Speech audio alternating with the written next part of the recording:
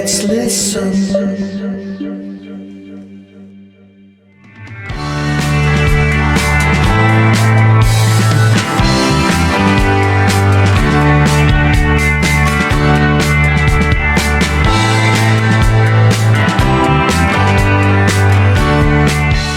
Greetings, friends and fans. Mike Callahan here, aka Ringo Starr.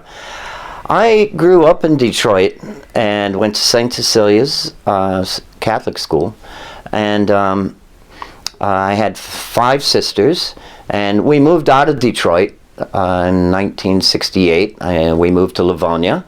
I went to school there and graduated from Franklin High School, and then I went to Henry Ford Community College and took automotive engineering, associate in science, and I for the next 26 years I worked in the automotive industry in engineering, American Motors, General Motors, and worked for Ford. So after that I did 5 years in the aerospace business with a team of people, and we worked for Gulfstream, Boeing, and Honda Jet. When I was growing up, there was music, pop music on in the house all the time. I had 4 older sisters, and they bought hundreds of 45 records of everyone that was popular at the time. And then in junior high school, I played guitar in a band. I played bass in another band. We did a couple talent shows, and that was about it. And then I hooked up with a friend of mine who was going to Beatle Fests in Chicago every year. And for the next 30 years, I went and performed Battle of the Bands every year with that group. And one year I decided to pretend I was Ringo, and go out front and sing, which I'd never done. And the crowd loved it. We won Battle of the Bands.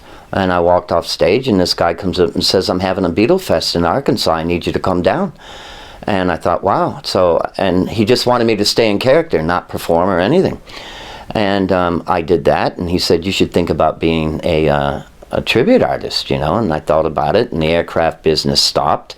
And so I went to Abbey Road on the river, and that was the first shot, at going out in public. And that went over pretty good. I sat in with a few bands, and then I found out about the International Beatle Festival in Liverpool.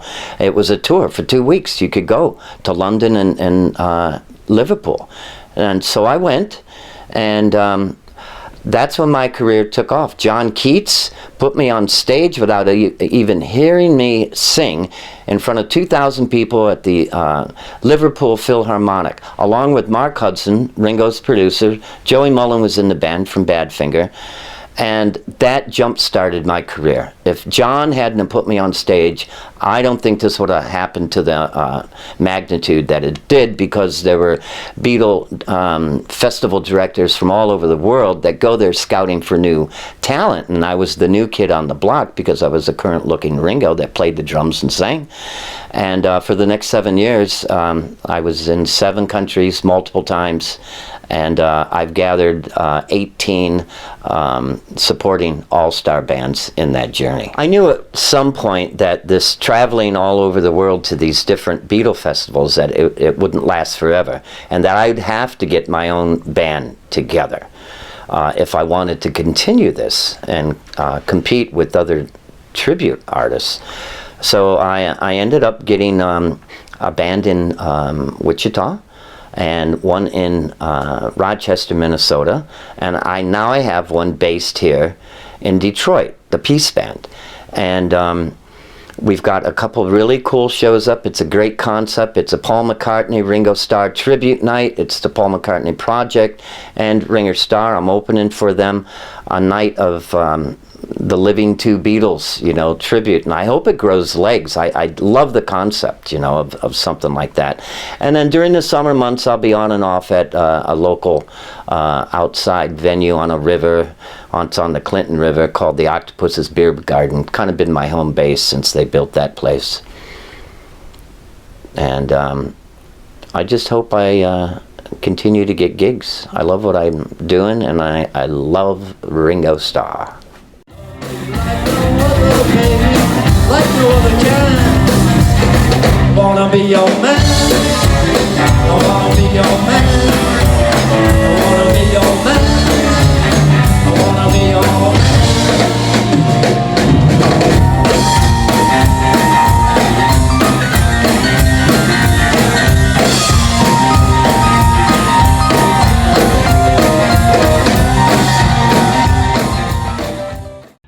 What do I do when my love is away? To be alone. How do I feel by the end of the day? Are you sad because you're on your own? No, I get by with a little help from my friends. I get high with a little help from my friends. Oh, I'm gonna try with a little help from my friends.